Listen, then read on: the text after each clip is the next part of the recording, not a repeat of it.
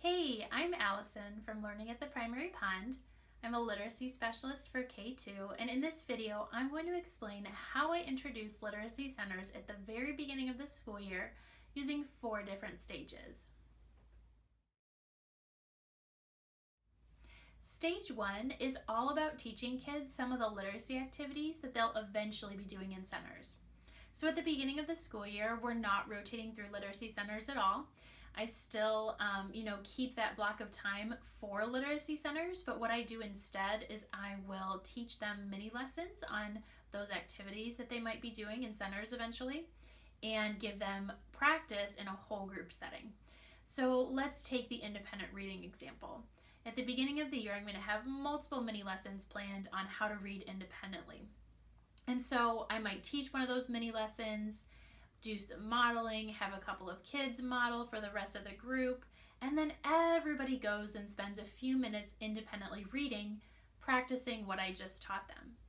And then that might be followed up in that same time period by a lesson on how to make words using magnetic letters. So again, I would bring the kids back, I would model that, I would have a few volunteers demonstrate, and then if I have enough materials for the whole class to practice, then they would go and everyone would practice making words with magnetic letters.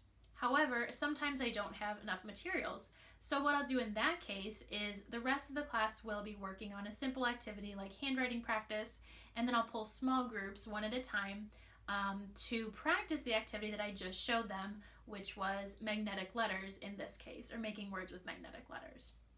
So for the first 4-ish weeks of school, we spend that whole centers block doing that repetition of a mini lesson and whole group practice or small group practice so that the kids learn some of the literacy activities that they will eventually be asked to do during literacy centers. Stage 2 is all about learning the basic procedures, routines, and logistics of rotating through centers. So during this stage, I want my students to learn how they know which centers to go to, how to know what group they're in, how to clean up at the cleanup signal, where to find some of the materials, and also how to rotate quickly and quietly between centers. So when I'm teaching these procedures, that usually takes place during about the 5th week of school, and I will do mini lessons just like before where I teach them something and then they go practice it. However, when they're practicing what I've taught them, they're not doing literacy activities yet. During stage 2, instead of actually incorporating any literacy activities or any, work, what I'll have them do is just rotate through play-based centers.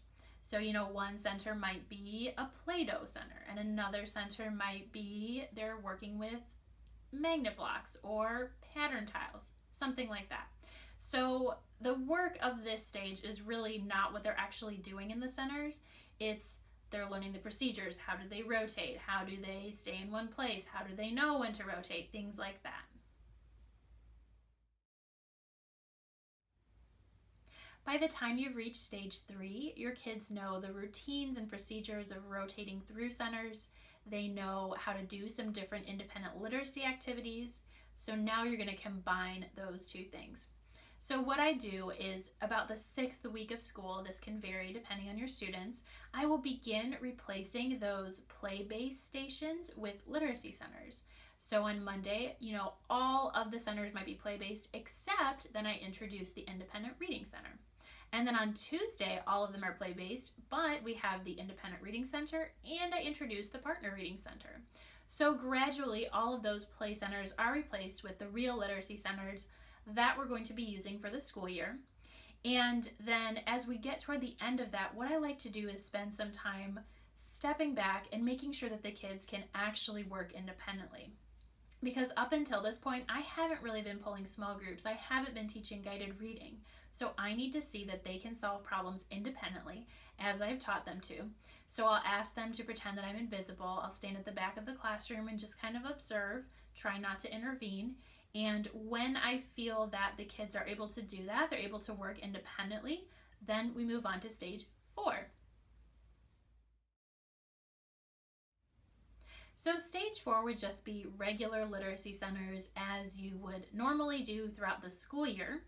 And even though you've done a ton of work to get them to this point, you're still probably going to have to do some reteaching. I know I always have to do. So by stage 4, your kids are rotating independently, they're working in those literacy activities, and at this point, that's when you can pull small groups or guided reading groups. I hope this video was helpful to you. Let me know if you have any questions, and if you try this out, let me know how it goes. Thanks for watching.